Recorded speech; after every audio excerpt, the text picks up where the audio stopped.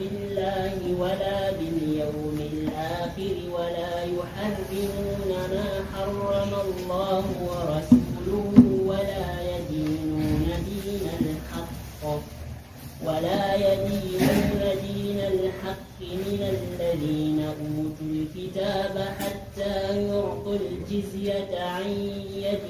وهم صاغرون. وقالت اليهود عزير ابن الله وقالت النصارى المسيح ابن الله ذلك قولهم بأفواههم يضاهئون قول الذين كفروا من قبل قاتلهم الله أنى يؤفكون. اتخذوا أحبارهم ورهبانهم أربابا من دون الله والمسيح ابن مريم وما أمروا إلا ليعبدوا إلها واحدا لا إله إلا هو سبحانه عما يشركون. أعوذ بالله من الشيطان الرجيم. بسم الله الرحمن الرحيم. الحمد لله رب العالمين والصلاة والسلام على سيد الأنبياء والمرسلين وعلى سيد الأنبياء والمرسلين نبينا محمد وعلى آله وصحبه أجمعين ومن اتبعهم بإحسان إلى يوم الدين. قال الله سبحانه وتعالى: قاتلوا الذين لا يؤمنون بالله ولا باليوم الآخر ولا يحرمون ما حرم الله ورسوله ولا يدينون دين الحق. الآية. الله سنيد ويقاتلوا كبد الذين لا يؤمنون بالله ولا باليوم الآخر بين من ديناي الله ولا نيلو ما رغارير. آية أربعة. الله سنيد ولينو تونيني وندو كلا سلكا أبوبا فسوف يغنيكم الله من فضله. to ɗon mbiya to heefere haɗamata ɓe ngara makka noon heɓirta ñamdu noon heɓirta kuje kamɓe gaddanno ɓerdi ɗo allah seni ɗo jaynitira noon ɓe moƴƴere maako to o yiɗi kanjuman o jaynitiri ɓe jonta kam heɓugo laalago hunde nde allah harminino ha ummatoje caalinoɗe fo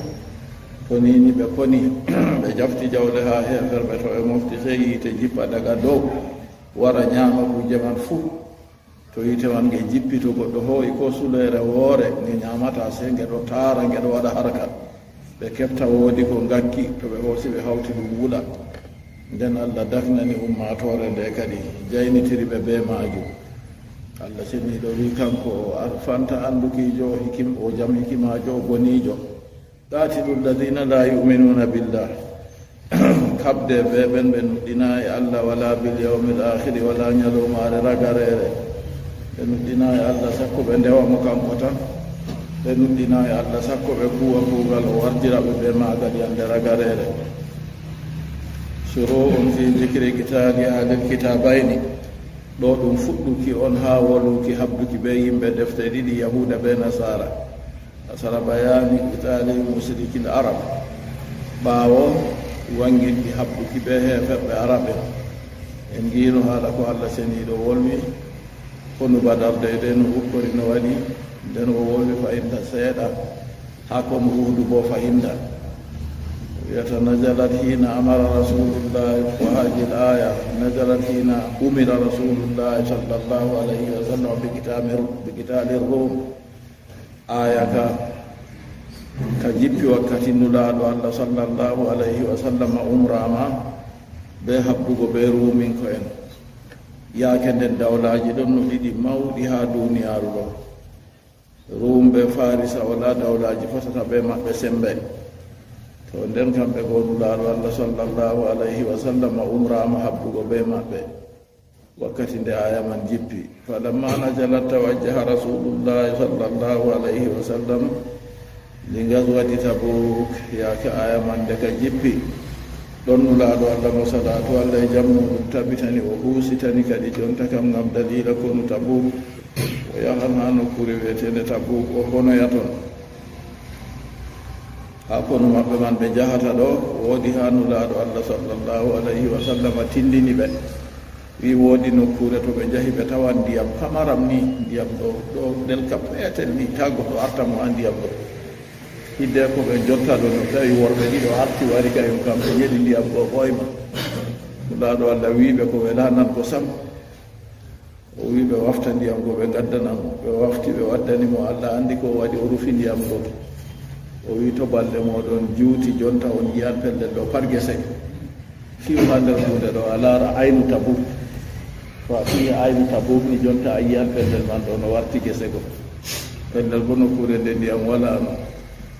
ɗum alama iggo e alamaji annabaku mako mo salatu Allah e jammu ɗum tabitani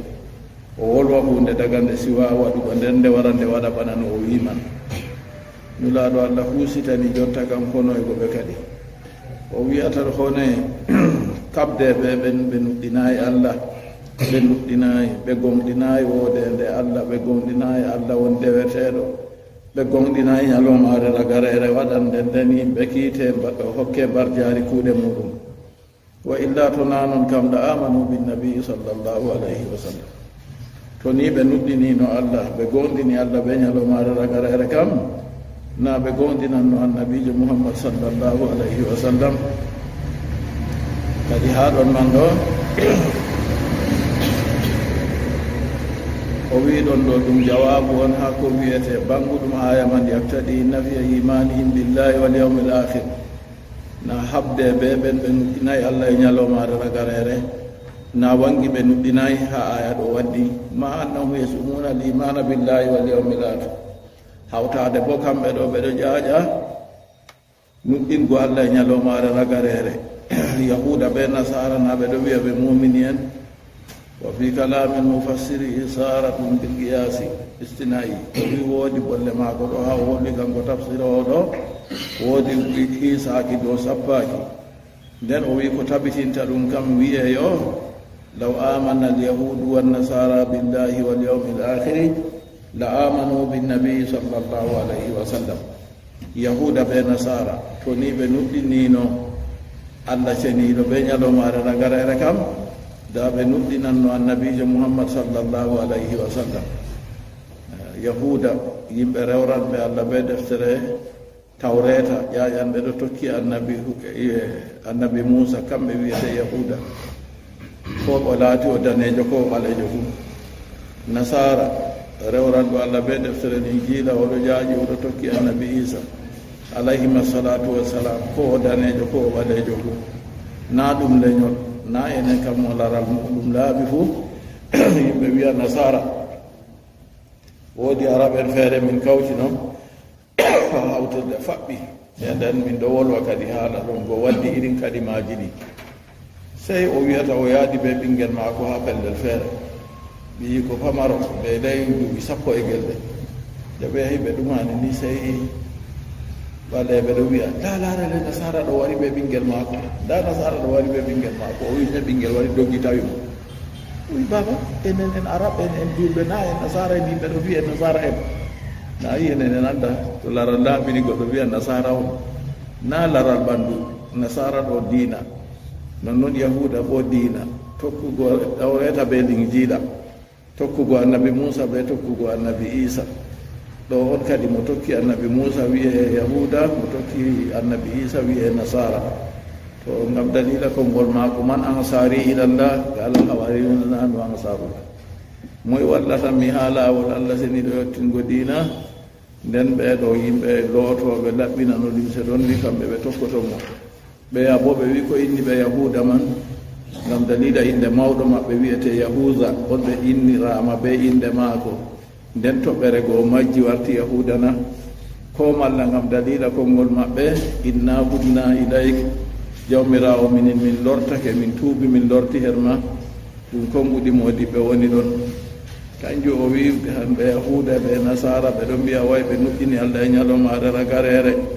nden ka ɓe pewan da to ɓe nuɗɗinino ɓe gonga kam ɓe nuɗɗinanno annabijo Muhammad sallallahu alayhi wa sallam lakinnahum lam yuminu binnabi sallallahu alayhi amma se kaka ɓe nuɗɗinayi annabijo to nde ɓe nuɗɗinayimo bo jotta ka imanaku maɓɓe go tabitayi falam yuminu billahi wala bilyawmi l akhiri nde ɓe nuɗɗinayi annabijo muhammad sallllahu alayhi wa sallam nden ka ɓe nuɗɗinayi allah ɓe nuɗɗinayi ñalomare ragarere bo wa aidan da'awahum l imanu billahi batila ƴaƴago maɓɓe way kamɓe ɓeɗo nuɗɗini allah seniɗo to kayumman bo ɗum fewre ɓe nuɗɗinaki li annahum yataqiduna tasima wa tasbiha ngam kamɓe ɓeɗo ƴaƴayo woy allah wotiɗi ɓe tagaɗo maako woy allah nandi ɓe tagaɗo maako ha laati ɓeɗo wiya salisu salasa ɓeɗo ɗo wiya uzairu bnullah ɓeɗo wiya masihu bnullah to kalimaji ɗi bo kanji ɗo ɗi keeferaako mo haɓɓi ɗum ha nder ɓernde muɗum na yeccugo yimɓe ha famtina yimɓe waɗi o wolwi dey to haɓɓi ha nder ɓernde maako noon kanjum ɗo ɗum keeferaako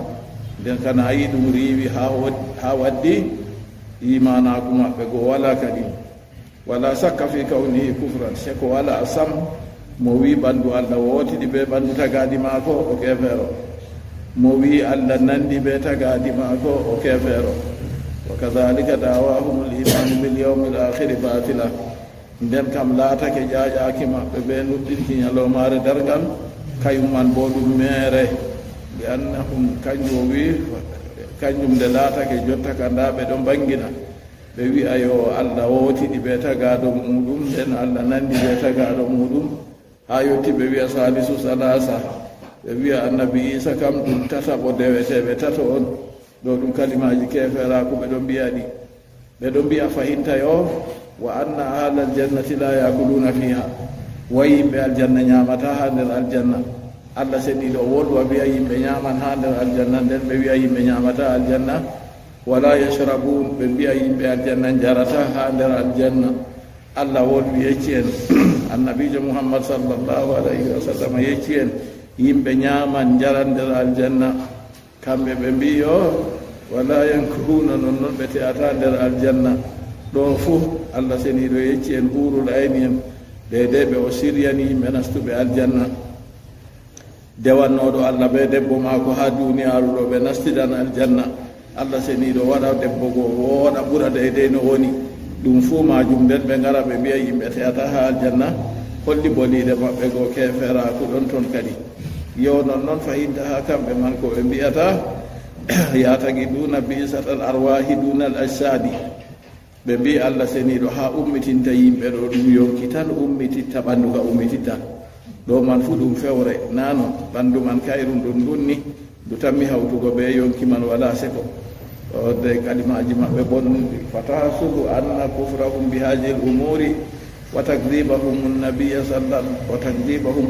sallllahu alayhi wa sallam kadi jotta kam ɗum ɗo gasa hufranaki maɓɓe ɓe kuuje ɗe ɓe limti ɗuɗɗum wiigo maɓɓe allah ɗo nanda ɓe tagaɗi mum ɗo wootida ɓe tagaɗi muɗum wiigo maɓɓe fayinta way ɓe ɗo nuɗɗi ñalomare dargal ɓe wi kuuje ɗe haɓɓuki maɓɓe way allah ƴummitina yonki tan ɓanndu ka ƴummititta wiigo maɓɓe yimɓe aljanna ñamata ha aljanna wiigo maɓɓe yimɓe aljanna jarata ha aljanna wiigo maɓɓe yimɓe aljanna te'ata ha aljanna kuuje ɗe to a hawri mobgal maaje nden fayinta warugo fewna annabijo muhammad sallllahu alayhi wa sallam wa man kadaba nabiyan faqad kafara billahi wal yawmil akhir ko moye fewni annabojo gooto on man o hufrani allah e ñalomare ragarere kanjum on julɓe ɓurɗi dinaji luttuɗi enen kam en nuɗɗini annabo en fufu en gonɗini ɓe wal imanu bil yawmi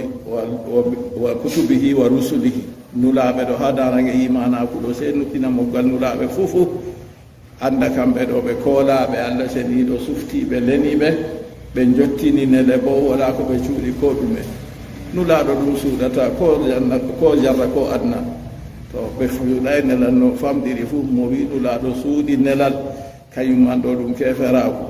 to kanjum julɓe ka ɗo nuɗɗini moggal nulaaɓe fufu ɗo gonɗini kamɓe man ɓe jottini de ko allah seniɗo neldiɓe ɓe majum nden leƴƴi dinaji goɗɗi feere bo way ɓe nuɗɗini annabo en woɓɓe ɓe hufrani woɓɓe hufranago annabojo gooto ni ɗum hufranago luttuɓe fuu to yaake man kanjum kadi ɓe tabitayi kadi ha imanaku maɓɓe jotta kam sababu fewnago maɓɓe ñalowmaare darngal sababu soyde nuɗɗinki maɓɓe allah ɓe ñalowmaare darngal nden kamɓe goo ɗum sabbibini kadi ɓe nuɗɗinayi annabijo muhammad sallllahu alayhi wa sallam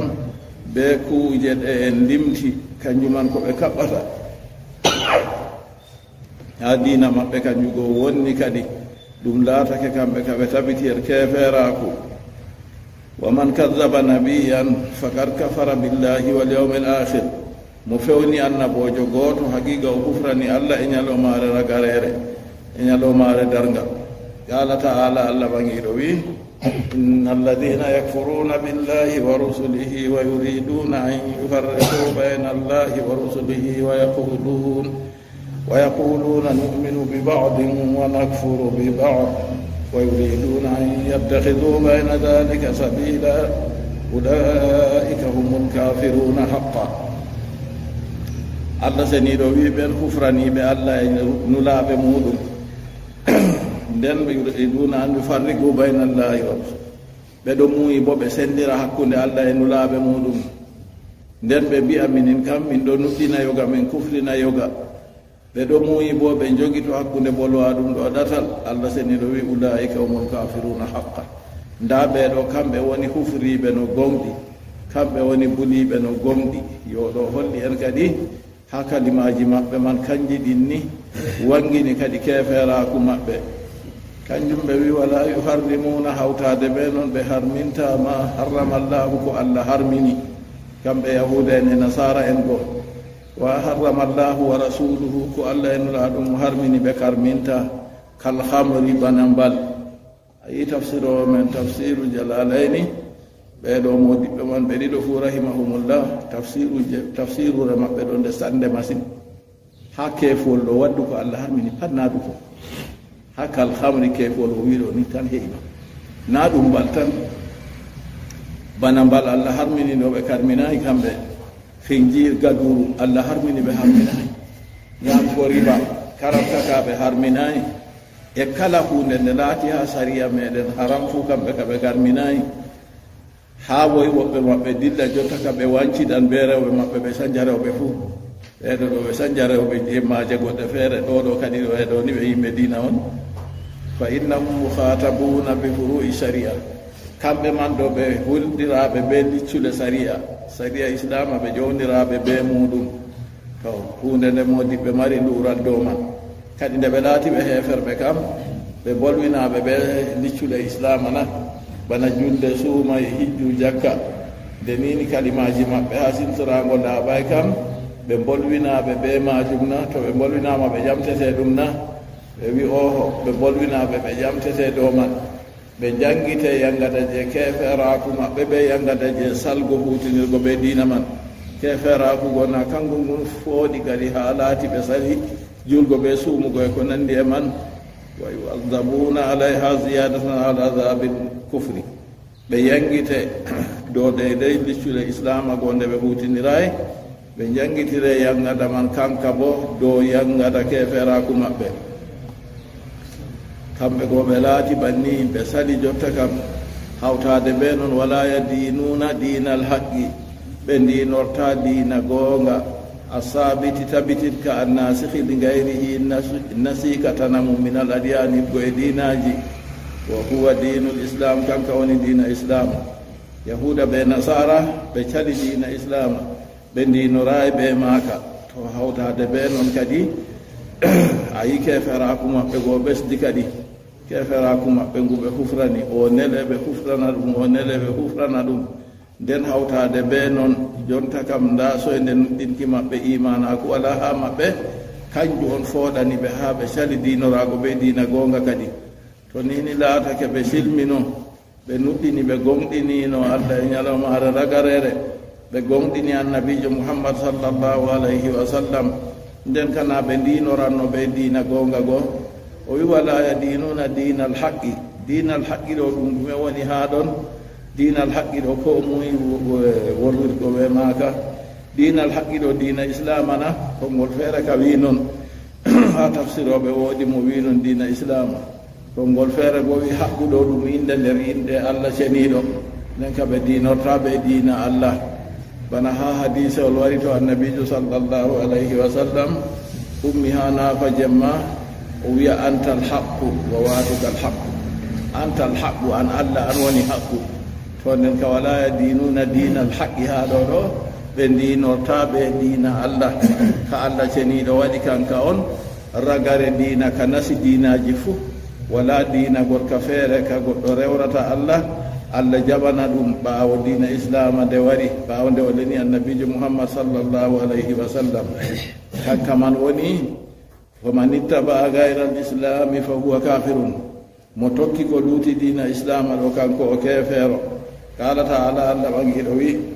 inna dina indallahi l'islam andu dina ngerɗaka heedi allah kanka woni l'islam wa qala taala wa man yabtagi gayra l'islami dinan falan yuqbala min wa huwa fi l'akhirati min alkhasirin ko moye ɗaɓɓiti dina gorka feere ko luuti dina l'islama kanko man o jaɓanoytake dina ka o dinorto man ha alakhira bo ɗon nder rusbiɓe ha alakhira bo ɗon nder doɓɓuɓe ha ɗo na goɗɗo faman nden ka moggal dinaji pat ɗum dina l'islama on ko allah seniɗo lendi annabo en na oho bannima ma kana ibrahimu yahudiyan wala nasraniyan walakin kana hanifan muslima allah wi annabi ibrahima na nasarajo na yahudajo amma sekaka kanko ɗo hanifan musliman o julɗo non bo to a laari a tawa ha annabo en man fuu bana ni a se dinaji ɗi allah seniɗo lendi annabo en nulaaɓe ɗi allah seniɗo yerdi kanji man ɗi fof ɗi dina l'islama e goɗɗo wiya kadi ɗon bona en wino deftere tawreta ɓe ɗin jiiɗa fo allah jippiniɗe na allah jippiniɗe ɓe de jamanu maaje ha wakkati allah seniɗo umri yimɓe rewrugo allah ɓe maaje ayyayi annabi moussa alayhi salatu wassalam na nde nini o doggino misra o dilli o tawoy annabi souaybu naɗa yahi ɓaawo ɗo nde o lori allah seniɗo lenimo kanko ɓe hamma maako ɓe annabi harun na nokkure wore hadde ɗe jiha maɓɓe man tan ɓe lenana to laatake allah seniɗo waɗa lena annabojo nulaɗo muɗum be dina deydey jisde man be deydey nokkure man ɓaawo ɗo to deydey jisde man saali ni saali non deftere tawreta nde allah seniɗo lendino annabi moussa alayhi salatu wassalam ɓe deftere tawreta nde yake man saali ɗo saali o wari o leni annabi isa alayhi salatu wassalam kayen bo ɓe deftere linjila ƴewniri yimɓe ɓe nuɗɗini calɓe bo sali wakkati man saali ha hakkunde maako nde ɓe nesi yahuda en nesi wargo mo allah seniɗo entinimo hoorimo dow asama annabi isa ko tagaɗo ma yayi tawon ha jonta so na yandende to jippoye ɓaawo ɗon o moƴƴini dina islama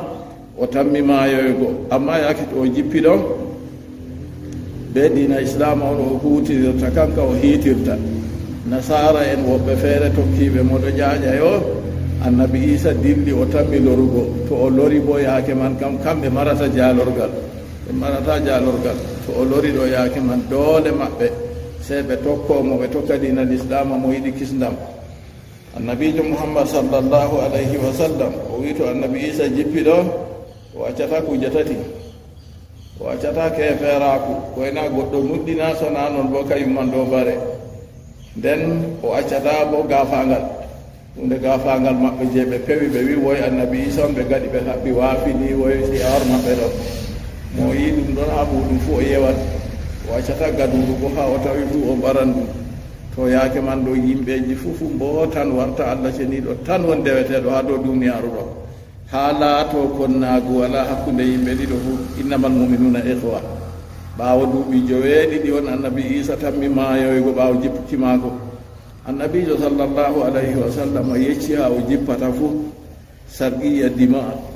dimasqa o wi ha wakkere fuunaange damas lamorde siiri ɗo woodi ha wiyete manaratul bayda o wi toon annabi isa alayhi salatu wassalam tammi jippoygo ɗo nder alamaji dargal mawɗi mawɗi ɗey amma a yiɓawo toon o yonta ɓe yimɓe ɓanduɓi joweeɗiɗi nden o lutta maaygo julɓe uwamo juulamo uwamo daga ɓaawo toon fayinta jamanuuru ɗon ni ha yaha warta duniyaru fuu bi o la ilaha illallahu wala nden dargal tammi watgo yande dargal warata ɗo ngal wartata ɓe hayru sarruji ɗuuɗɗi to ɗon allah seniɗo wi wala yadinuna dina alhaqi yahuda ɓe nasara ɓe ndinorta dina goonga dina tabititka to dina alhaqqi ɗo to dina l'islama mayo malla bo alhaqqu ɗo inde nder inde allah ɓe ndinorta ɓe dina allah kaɓe ɓe maɓɓe kamɓe man bayɓe banni min alladina utul kitab to ɓe goni min alladina o wi min ɗo ngam wangirki lilladina ha lilladina ɗo alladina utul kitaba kamɓe on woni nder dokkaɓe defte ala yahuda wan nasara yahudu ɓe nasara kabde ɓe maɓɓe hatta yutul jizyata ha ɓe dokka jomorgol alharaji haraj almadrubu alayhim piyaɗo ɗo maɓɓe kulla amin kala hitande fuu ɗum laatake tabitino ɗum anda ɗum ha maɓɓe kala hitande fuu se ɓe dokka haraji go to ha ɗon ɗo na tabiti allah seniɗo waɗi mo dinorayɓe dina islama kam fuu o jaɓantake nden aya gonka waddi ko moye ɗaɓɓiti dina ko luuti dina islama allah jaɓantamo ka ha lahira o ɗon nder rusdiɓe sifu an yurada bilhaqqi subhanahu wa ta'ala kañum en wi dina alhaqqi ɗo ɗum sahoto bo ɗum muñire ɗum allah mo sene ɓangare wodani wato dina alhaqqi dina allah alhaqqu ɗo li anna min asma'ihi ngam ɗon nder inde allah alhaqqu walmuradu bi dinillahi bo alislam dina islama dinaji fuu allah seniɗo mari ɗi o lendi annabo en nulaɓe maako fuu ɗum islama jewnirte kamɓe ɓe ɓeɗo ɓe dinirta ɓe dina gonga ɗo hatta yutul jizyata ha ɓe dokka jomorgol gayata ligitaɗi kemɓe ha habduki ɓe maɓɓe imma ɓe nasta dina islama malla bo ɓe gona dow sarɗi moɗon ɓe jooɗa dow dina maɓɓe amma kala hitande fuu gorko ñuufuɗo fuu hokka jomorgol hokka ni gaja to seeto ɓe waɗi noon to ɓe cali noon kam on ɗo kabda ɓe maɓɓe kadi wa summiya jizya li annaha jazaun li kaffil qitali anhum wa taminihim ko ɓe dokkata ha kala hitande fuu ɗo innama jizya ngam kanjum woni jottaka sootari haala ha ɓe heɓa hoolare yimɓe acca habdugo ɓe maɓɓe goo seeto ɓe dokki kanjum o ni on dina islama woni ƴewnira yimɓe arande ka en kawte en ndewa allah seniɗo gooto ha ardiɗo maɓɓe fuɗɗirta to o sali gooto o dokke jomorgol jonta kam kala nde hitande waɗi fuu gorko ñuufuɗo fuu hokka ni kaja ɗon gooto ɓe sali nden hawre luttata waɗugo ɓaawa ɗon to ha ɓe dokka alharaji lmadrubi alayhim haraji piyaɗo dow maɓɓe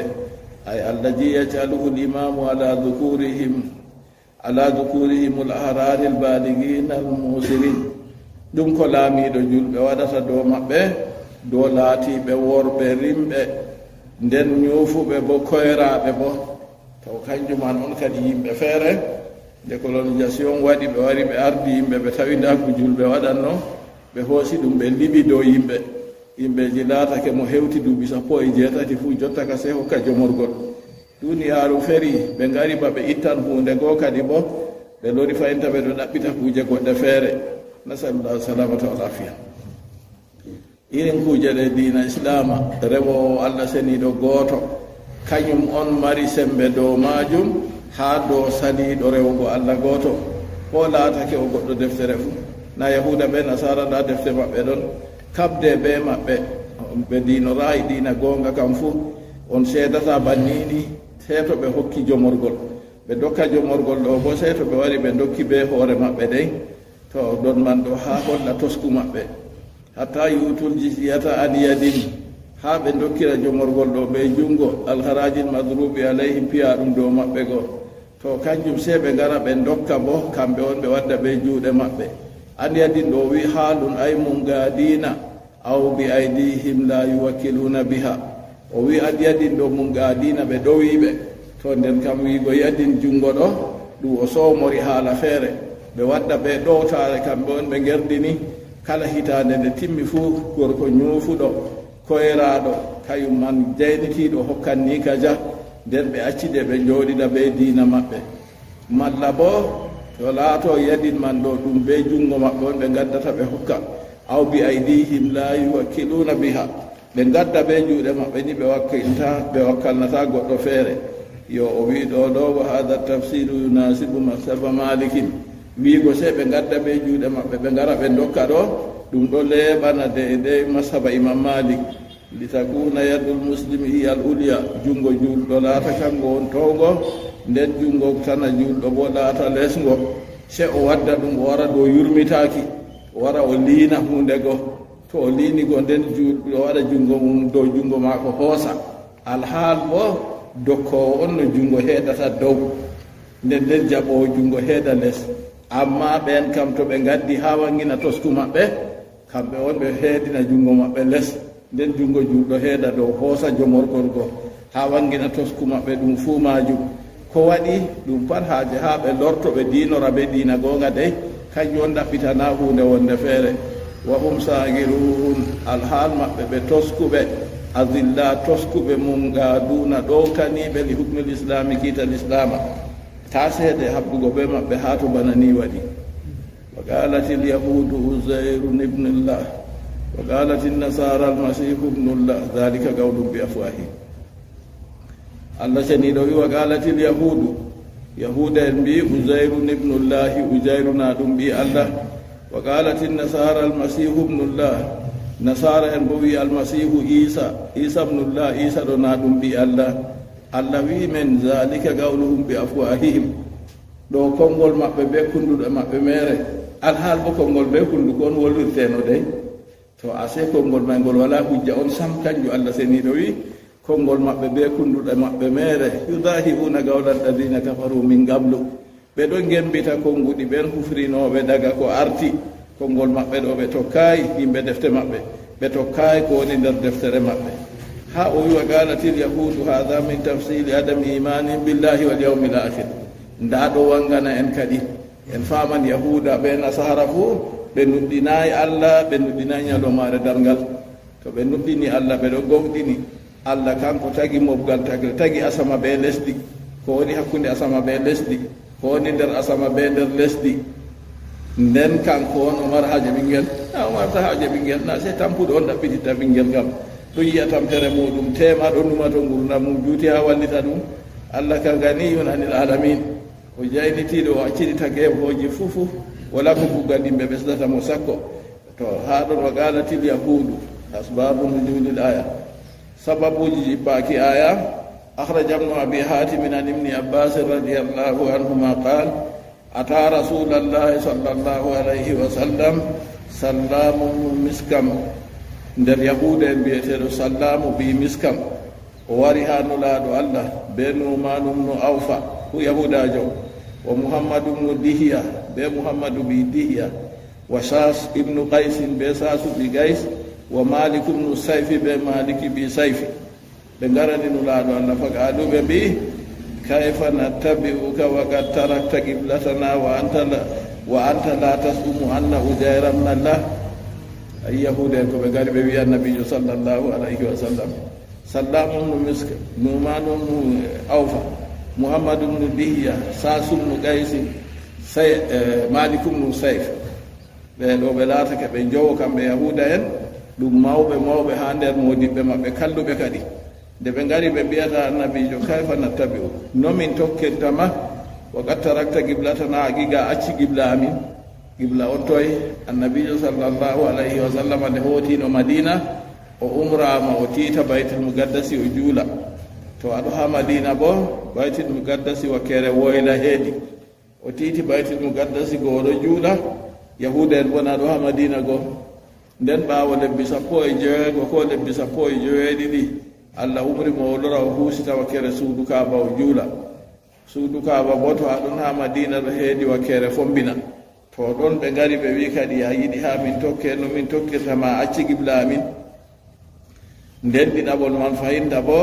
an a jaajata usayru ɗum ɓi allah ɗon fa anzalallahu fi dhalika allah jippini her majum kadi wa qalatil yahudu usayru ibnullah usayru ibnullah usayru ibnullah ɓe mbiɗo usayru ɗo na ɓi allah on to wa qalatil yahudu isa hadha min tafsili adami imanihim billahi wal yawmil akhiri nda ɗo ɗon nder wanginki soyde nuɗɗinki maɓɓe allah be soyde nuɗɗinki maɓɓe ñalomare ragarere uzayrun bi sarfi wa adamihi uzayru ko uzayrun to nini laatake be jalɗe kam nden kam nde alifiwol gongol ɓaawo man ngol ɓaŋata janngan uzayrun ibnullah to laatake jalɗe ngala bo Uzayru ibnullah nden wa qalati nasara almasihu kadi annabi Isa alayhi salatu wassalam bo ɓe wi kanko bo wayona o ɓi Allah on so na noon noynoy kadi o dañama e dada mako dayima wala gorko to har ɗon ɗum boliɗe maɓɓe on Allah wi en be kunduɗe maɓɓe mere ɓe mbi to o wi qira'atani sab'iyatani Uzayru ibnullahi be Uzayru ibnullah fasarfu ala annahu arabiyun to nini a waddi jalɗe kam a waɗi inde man ɗo dow arabinkere falam tujad fihi illa illatun wahida nden ka wala illa ko woni ha mum koyna illa gotani wa adamu hu ɗo soyde jalɗe to a jangiri Uzayru ibnullahi bo ala annahu ajamiyun nden ka inde man de ajaminkere fihi illatani illaji ɗiɗi ɗon har maare laatugo maare ajaminkere nden jotta kam sarfugo waɗi jalɗe wala her maare kadi nde ɓe mbi ɓannigo Allah seniɗo wi dhalika qawluhum bi afwahihim la musnada lahum bolwa ɗum ɗo ɗum boliɗe maɓɓe be kunduɗe maɓɓe tan wala na ɗum tugorgal alayhi dow muɗum wala ko ɓe tuugi wala ha deftere maɓɓe on wi noon sakkoyoɓe tokki noon man nde na deftere maɓɓe ɓe tawi bo ha toye ɓe hoosi haala man ɗum boliɗe maɓɓe mere yudahibuna ɓe ɗon yembita yushabihuna bihi ɓe ɗon nandidina ɗum bolle maɓɓe man eɓe bolwidi ɓe kunduɗe maɓɓe goo ɓe ɗon nandidina qawla alladina kafaru min qablu konngol ɓen hufrinoɓe ko arti min abaihim koye babiraɓe maɓɓe taklidan lahum ngam jongitaki ɓe ngam tokkaki deyde ko babiraɓe maɓɓe goo wi tan wa sababu tilkal magala sababu konngol man ko waɗi yahuda en wi Uzayru ibnullahi nasara wi masihu ibnullahi ɗo wa sababu tilkal magala ala magalahu ibnu abbas do dede ko abdullahi ibnu abbas habrul umma modibbo ummatore nde ɓi bappanulaɗo Allah radiyallahu anhu o wi anna Uzayran kana fihim o wi andu jottaro Uzayru ɗon nder maɓɓe wa kanati tawratu indahum nden deftere tawreta ɗon no her maɓɓe wattabutu fihim akotiru sundukiru akotiru ndu jippino daga ɗo asama wari ha nder maaru ɗo deftere tawreta metalawol annabi Musa be sawru muɗum be limse annabi Haruna goɗɗum feere yaakende ɓe ɗaɓɓitino ha Allah darnana ɓe laamiɗo ha ɓe heɓa ɓe kaɓa annabojo maɓɓe yaake nden wiyete Samwil Allah seniɗo waɗi ɗon man ɗo wiiɓe nda jotta kam Allah seniɗo tammi hokkugo laamu ɗaluta ɓe wi noye ɗaluta laatata laamiɗo ɗo amin o laataki o saare laamu o laataki o jam jawdi noyno o laamirta kadi na on ɗaɓɓiti jotta ka ha Allah hokka on laamiɗo ngam on keɓa on kaɓa jihadina daga haala waɗa ɓe waɗi itirat to sey Allah yecci ɓe jotta kam nder alama man ɓe giyan akotiru tammi warugo jippa ha yeeso mum ndu jippi fuu kay mon laati laamiɗo maɓɓe har ɗon ni annabi ɓe wiyata ɗum Samwil go ɗum yiya akotiru ɗo wara kayum kam amma kamɓe ɓe giya akotiru ɗo wara malaika en ɗon jogi ɗo ɗum yiya ɓe malaika en fuu amma ɓeɗo kamɓe ɓe giyayi malaika en ha akotiru go wari jippi ha yeeso ɗaluta go to ha nder ɗaluta man ɗo deftere tawreta ɗon no ɗon be gefte alluhaji annabi Musa go fuu ɗon nder ɗon kanjum o wi sababu konguɗi ɗi ko waɗi yahuda en mbi ɗum dede ko Abdullah ibn Abbas radiyallahu anhu o wi andu Uzayru ɗon no nder maɓɓe nden deftere tawreta bo ɗon her maɓɓe be akotiru go fuu ɗon no her maɓɓe nden fa adau tawrata wa amilu bi gayril haqqi ɓe majjini deftere tawreta go nden ɓe huuri ɓe ko luuti goonga deftere tawreta majjiri ɓe noy ɗum majjiri farafa allahu anhumu tabuta Allah ɓamti akotiru go bo dilli wa ansahumu tawrata Allah yejjitini ɓe deftere tawreta go wa masahaha min sudurihim Allah moyti deftere tawreta go wala mo dursinde ko goto nder maɓɓe ha ɓanni go fada allaha Uzayrun wabtahala ilayhi an yarudda ilayhi tawra nden Uzayru go ɗo yankinana Allah oɗo tora Allah seniɗo lornana mo deftere tawreta nde ko baynama huwa yusalli nayi Allah seniɗo waɗi mo annabojo daga nane ma ko baynama huwa yusalli mubtahilan ila Allah yaake Uzayru go laati oɗo juula oɗo yankinana Allah ha nder banni goni nazala nurun min as-samai se ɓe yi annora jaygol jippi daga dow asama fa dakhala jawfahu nasti nder reedu maako kanko Uzayru nde banni go waɗini fa adat ilayhi deftere tawreta go lorti ha maako tan Allah seniɗo se waɗi deftere tawreta go ɗo dursinde nde fuu maare harɗol goo fa azzana fi qawmihi se o maatini yimɓe maako wa qala wiyata ya qawm atani llahu tawrata wa raddaha alay o wiyata ya yimɓe am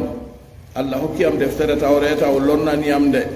fa aligu bihi yuallimuhum ɓe ngari ɓe jongiti ɓe taharake mo jotta ka oɗo andina ɓe deftere tawreta go summa makasu ma sha Allah hooti ɓe jooɗi ko Allah seniɗo muuyi summa inna tabuta nazala bada zahabihi minhu ɓaawo ɗon se akotiru go bo jippi fayinta ɓaawo nde o dilli o acci ɓe falamma ra'awu tabuta aradu ma kana ya'lamuhu yuallimuhum Uzayr nde ɓe yi taw akotiru go ɓe maɓɓiti nda deftere tawreta go ɗon toon se ko laati Uzayru ɗon no janngina ɓe go ɓe hoosi ɗum ɓe ɗo fonda goɗɗo ɗo jannga kanjumay oɗo ɗo laara ha tawreta go ɓe tawi ɗum alama fi tawrati fa wajaduhu misla ko woni ha deftere tawreta go ɓe tawi ɗo yaadi ɓe je Uzayru janngini ɓe fagaɗo ɓe mbi ma wutiya Uzayrun hadha illa li annahu ibnullah ɓe fina Uzayru hokkaka ɗo kam koyna ngam kanko o laati o ɓi Allah to ɗo ɗum konngol en janngino toon siftori daga suratu Baqara to bo kanko man ɗo o dillino o yaali o tawi jotta kam wuro wongo feere yibbidi go fuu maako se o hayɗini o wi kadi wuro ngo ni noy ngo lorata ngo mahira Allah mahira ngo ha warta bana no ngo woni oɗon no waɗi wamde maako oɗo jogi ɓoosam dibinoje maako ko ɓoosam noy wiyete ɓoosam rejeng noy wiyete no ɓurtay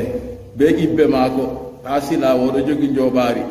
har ɗon gonde o hayɗini banni goni se Allah maynimo ɗon tan konngol feere wi Allah ɗanndinimo tan kanko ko ɗo waali ɗaani ha nokkure goo wamde goo kam nde sankiti nde fuu nden ɓoosam rejeng maako goo ɗon dibinoje e ngaaɗo ibbe maako goo ɗon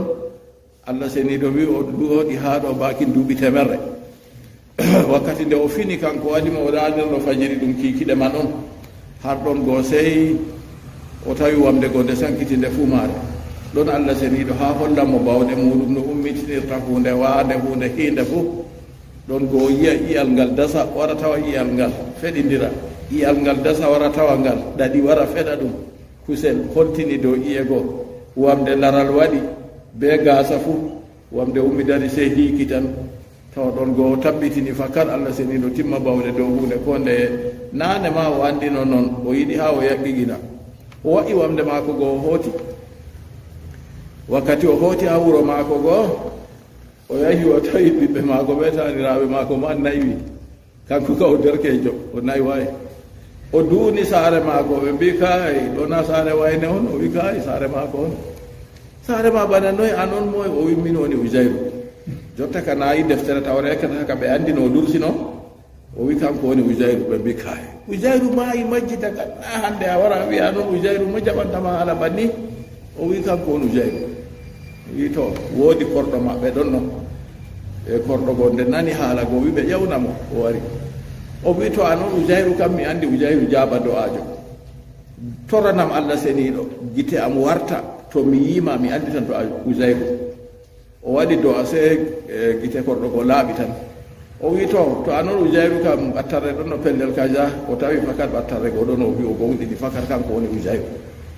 o wi to anon Uzayru kam Uzayru dursi deftere tawreta to yaake man nayinde majjiri ɓe goo janngude seeɗo ɗon o waɗi o janngini ɓe deftere tawreta ha pellel o wiyata falamma ra'au tabuta aradu ma kana alayhi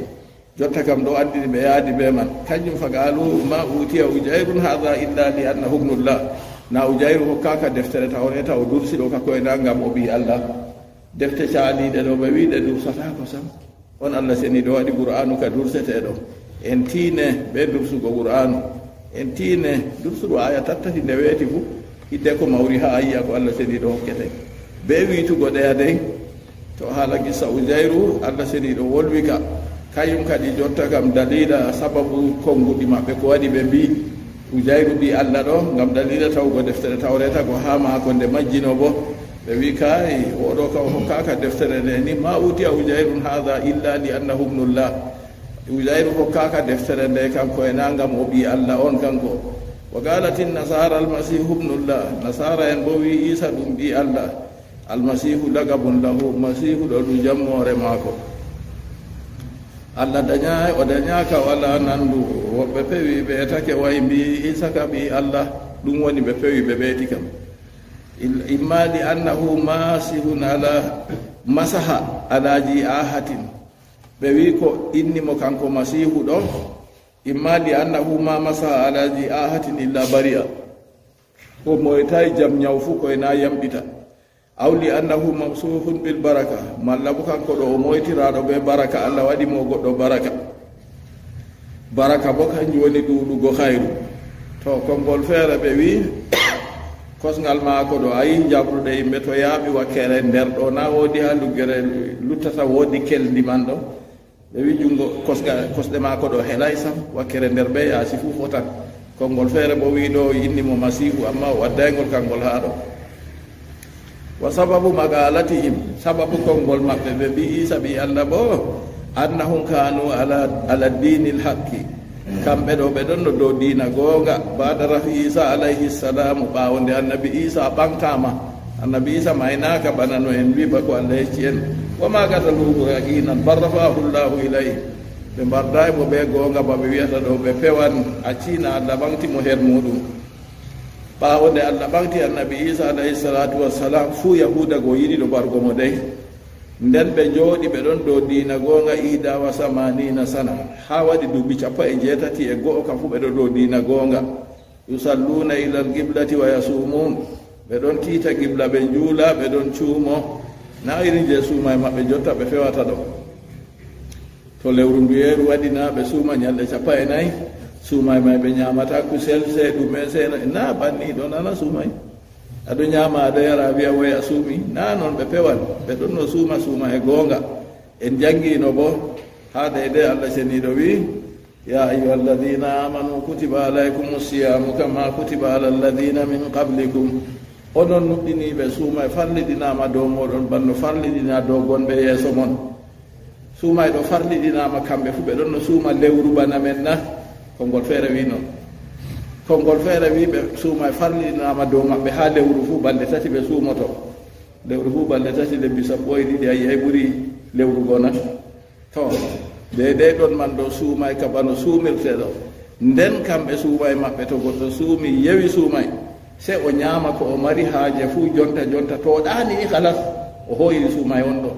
nden ɓeɗo ɓe fewa ɓe ñalla ñaamugo ɓe jaran bal ɓe waɗan ɗum e way ɓe ñaamata kusel ɓe on tan o ɓe suumi ɓe pewanna banni suuma e ma wayi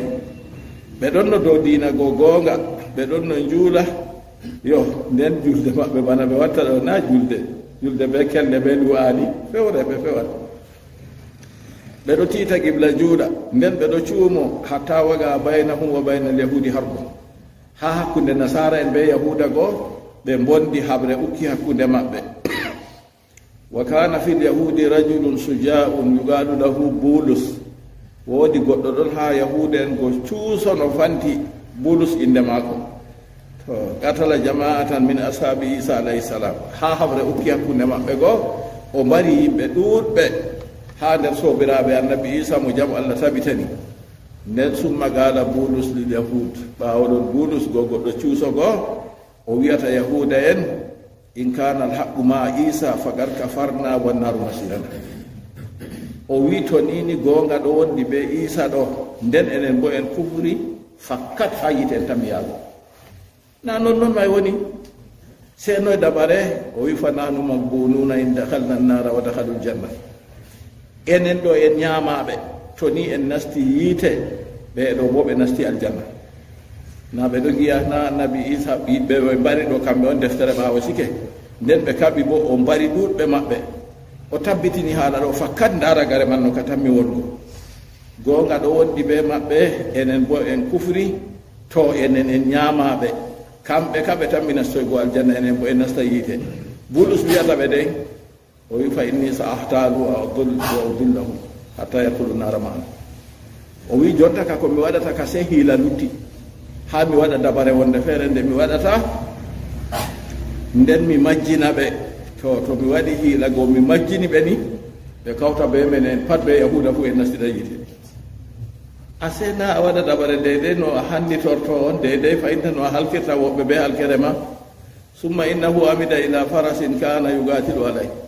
se kanko o nufake puccu maako ngu ƴanno o habra be muɗum wa agarahu wa azhara nadamata wa tawba puccu maako go o sodi puccu soppi puccu kam o mbari ɗum se daga ɓaawo toon o wangini wasmitaaki be tuubu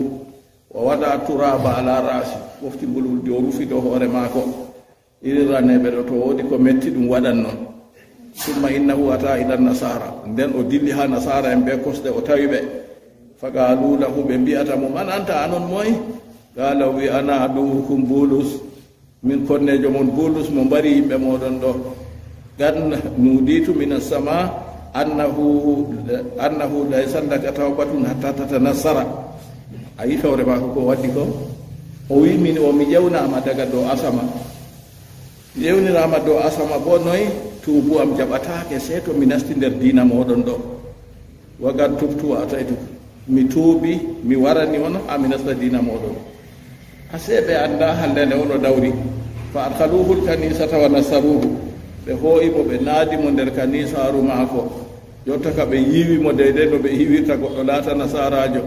wa dahala baytan fiha o nasti suudu jotta to a yehi ha sara kanisa ɗo a tawa cuuɗi may ɗon ɓeɗo mari cuuɗi ɗon accuje ɓe uwata maye ɓeɗo ni goɗɗi ɗon ha nder ɗon se o nasti suudu ha kanisa go falam yahruj minhu sana oɗon nder suudu man ñamduuɓe fu ɓe gaddanan mo hitande oɗon nder suudu man hatta to allah ma ɗen jiila ha ton go jangi deftere ndin jiila go o andi nde taw retaka nayi o andino daga nane summa haraja se o wurti wa gaala o wi gad nuditu anna allaha gad gabila tawbata o wi mi ƴewnama mi yeccama allah jaɓi tuubuma fa saddaguhu ɓe gonɗinimo fa ahabbuhu ɓe giɗimo wa ala sanahu fihim ɓe ɓamti fi maako towi her maɓɓe warti kanko ka goɗɗo dinankejo mawɗo nder maɓɓe summa innahu ahida ila salasati rijali oɗo waɗa dabare maako ni ilago nder ɓawoɗon o nufake ha yimɓe tato nder maɓɓe ismu wahid nustura goto wiyete nustura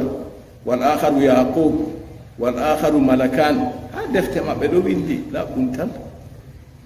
woodi ɗin jilare man je sahinde man ɗon jonta ɓe waɗi ɓeɗo yerɓana yimɓe accuje feere ɓe wiyata libre ɗumena ko a waɗi to a waɗi wa jaɓni waɗa jippa ɓe hoore mam ɗo de na kanjum nde man ɗon kayre ɓe ɗo ñukkini na moye fu andata de inɗe ɓeeɗo man ɗon ha nder maare nustura yaqub be malakan se o sufti ɓeeɗo tatogo fa allama nusturan se o andini nustur kayum kam anna isa wa mariam alihatun salasa a yina o wino waɗan hiila o majjina ɓe sikke nga ɓe nastida yiite o andini nustur ka o wi ɓe annabi isa mariam dada muɗum a hawra be allah o wi deweteɓe tato alihatun salasa wa allama yaquba anna isa laysa bi insanin wa annahu nullah to ayi ko waddi kam nder o andini yaqub bo kayum bo o wi ɗum annabi isa ɗo na ɗum goɗɗo kanko ɗo o ɓi allah on wa allama malakan anna isa huwa allahu lam yazab o andini malakan bo o wi ɗum isa ɗo kañum woni allah be jati muɗum falamma tamakkana dalika fihim nayi o sendi ɓe ko moye fu ko jangguini ɗum feere luural kam waɗi to farrikta suud to a yiɗi a laata jagorɗo se a sendira yimɓe to a acci ɓe ɗo kawti ɗo ɓe ɓurete sembe nde waɗi banni go da'a kulla wahidin minhum fil halwati moye fu o ƴowna ɗum feere mum kayum be maako tan ɓe perwiɗa o gaala lahu wiya ɗum anta halisati an on woni laɓtirteɗo am waɗum nasalima lamtuka ƴewniri yimɓe ha komi andinima ɗo a ƴewnira yimɓe ha majum a andinaɓe ɗum wa amarahu an yasaba ila nahiyatin min albiladi nden o umri on man ɗo mo ƴewni fu to o wolwan o wiya mo dillu wakkere ni a yaha andina yimɓe deydey hunde komi andinima ɗo summa gala lahum hooti o wiɓe inni ra'aytu isa fil manami wa garradi anni mi hoyɗi annabi isa mi yi ɗum o yerdake am bo wa qala li kulli wahidin minhum inni sa asbahu nafsi taqarruban ila isa nden o wiɓe jonta kam ko ɗumti kam hirsan hoore am mi hirsa hoore am ɗo ngam ha mi heɓa mi ɓaddo heedi isa summa dhahaba ila almasbati fa dhabaha nafsa o dilli ha nokkure hirsirde goo o hirsi hoore maako pat ko haɓanta ɗo ha o majjina yimɓe ɗey wa tafarraga ulaika salasa sey ɓeɗo tato go ɓe cankiti ɓe dilli fa dhahaba wahidun ila rum goto ka dilli ha rum to wa wahidun ila baytil mugaddas goto bo dilli jerusalem wal akharu ila nahiyatin ukhra tasabo bo dilli wakkere wonde feere ha ɓe dilli go wa ashara kullu wahidin minhum magalatahu kala goto maɓɓe fu yahi wangini konngol muɗum konguɗi ɗi o winoɓe goo na ko moye fof ko o yeccini ɗum feere nden o wi bo ya andina yimɓe a yi konguɗi bo feere feereji nustur ɗumeji o wino ɗum kayum na ɓe tato no nustur yaqub ɓe malakan o wi nustur kam isa ɓe mariam dada muɗum ɓe allah ɓe deweteɓe tato ni o wi o kam dillu an ka ya andin yimɓe banni o wi yaqub bo isa ɗo na ɗum goɗɗo ɗum ɓi allah on an bo dillu ya andin yimɓe dillu wakkere wonde o wi malakan bo isa ɗo kañum woni allah na yi jotta ka wala no ɓe narrira ko moye fof o yerbini ɗum wakkere feere adna ko o yaka worri ko nden o ɗilli bannigo kanko ka nda wari o hirsiti hoore maako o wi ngam ha o ɓaɗo heedi allah wa tafarraga ulaika salasa ɓe yatatugo ɓe sendiri fa dhaba wahidun ila rum wa wahidun ila baytil mugaddasi wal akharu ila nahiyatin ukhra wa ashara kullu wahidin minhum magalata kala ko mo wiye wangini konngol mum goo wada annasa ilayha ƴewniri yimɓe ha konngol goo fatabi'ahu ala dhalika tawaifun min annasi geɓe ɗuuɗɗe iggoye yimɓe tokki kala gooto fuu fatafarragu wahtalafu nda ɗo on ɓe sendiri kadi ɓe luuri ha warugo hannde geɓe man ha ɓe wari ɓe mahi geɓe goode ɓuri noon ma jotta kam har ɗon o wi ngam dalila konngol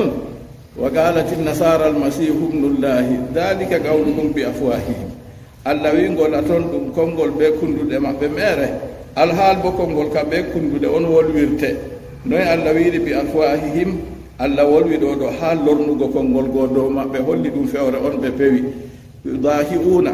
ɓe ɗon yembita yushabihuna bihi ɓe ɗon nanditina konngol maɓɓe ɗo gawla alladina kafaru min qablu konngol heferɓe ɓen hufrinoɓe daga ko arti min abaihim yuggo e babiraɓe maɓɓe taklidan dow tokkaki ɓe gatalahumullah allah takɗo ɓe on wi gatalahumullah allah huɗi ɓe gatalahumullah lanahumullahu allah laani ɓe allah woɗɗini ɓe hinna e muɗum allah dujji ɓe anna yufakun kayfa yufakuna yaake noye ɓe pirlititte yusrafuna noye ɓe pirlititte anil haqqi ɓe accina goonga ma qiyami dalili hawtade ɓe darago dalila nda ɓeɗo ka ɓeɗono ɗo deftere duuɓi 17 ga fuu ɓeɗono rewa allah ɗo dewal bongal to nden nden jotta warti banni na yi siwa yaake man ɗo annabijo muhammad sallllahu alayhi wa sallam siwale nego sam annabi isa goo bo ɓamtama kayum bo ɓawo duuɓi 17 ha annabijo muhammad sallllahu alayhi wa sallam leneɗo ɗum waɗi duuɓi 1,5 ɓe hunde feere na yi ɗum siwa yaake man to ɗon ɓe dilli kadi jotta ka ɓe sankiti ɓeɗo tatogo ɗon ɓe dilli ɓe nasti duniyaru ɓeɗo andina yimɓe jotta kam ha ko ɓe andinta yimɓe go na ɗum dina sahika ayi wala dina sahika toon ko goota mbiyanɗo salisu salasana mbiyanɗo annabi isa ɗum tataɓo tato en allah ma deweteɗo dada ma ko deweteɗo annabi isa deweteɗo na ko malla mbiɗo annabi isa ɗum mbi allah ko malla mbiɗo yo ayiya konngudi man ɗe jangini ɓeɗo ɗi fuu maji wala konngol gongawol ko gotol nder maji ɗi pat maji konngol bonnigol on nden accuka noon kanko jotta o yehi o hirsi hoore maako ɗo o wi woy ha ɓe tabbitina o hirsi hoore maako o hokki annabi isa on nde annabi isa yerdimo to ha ɓe waɗa noon faɓɓayɗo na banni goɗɗo maɓɓe waɗina ha leddi feere daya en bakin noon o waaji yimɓe maɓɓe o hoosi ɓe o dilliri ɓe ha nder ladde o yehi o joƴini ɓe ɗon o wi ɓe jooɗo ɓe ñamata ɓe jarata ɓe gaɗata noye annabi isa waran jooɗi yimɓe ko maayi nder to gatata ƴamu ɓe nanguiɗomo oɗon no nder kursila mi annda no wattini ɓawo ɗon yimɓe ɗo pewe ko woni ha maɓɓe allah reen en julɓe woɓɓe bo ɗo yebbita iri majum dey to tata goɗɗo wa'a banni ƴewnira yimɓe ɗo laawol goonga nden allah wi ha kamɓe manni ittahaju ahbarahum wa ruhbanahum arbaba min dunillah nasallahu salam wa salam